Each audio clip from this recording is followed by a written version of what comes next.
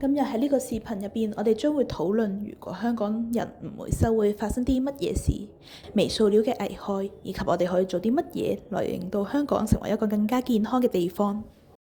每年越嚟越多可回收嘅塑膠未被回收，最終進入咗堆填區。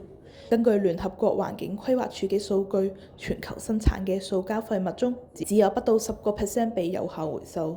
1980年代，即棄塑膠製品因為更加方便現代生活嘅模式而廣受歡迎。由於當時塑膠污染相對較輕，市民對回收即棄塑膠製品嘅意識較為低下。如今不可持續嘅塑膠製品仍然非常普遍，因為佢哋係最便宜且最易獲得嘅選擇。全球每年生產超過4億噸塑膠。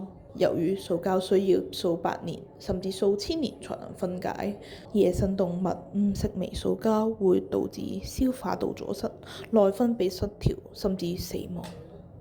微塑膠可能會進入水中並被人體攝入。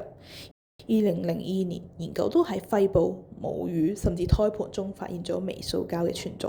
冇人想要一個充滿堆填區同體內微塑膠嘅未來，係咪？如果我哋可以改變呢一切呢？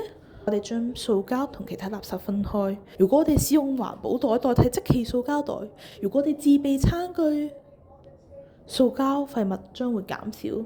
咁樣有機垃圾先可以更加有效咁樣分解。如果我哋而家開始改變，就可以為下一代創造更加美好嘅未來。多謝你今日觀看呢個視頻。如果你鍾意嘅話，請分享俾你嘅屋企人同埋朋友。我哋喺視頻嘅簡介入邊附上咗一份問卷，你哋可以留低你哋嘅意見同埋諗法。拜拜。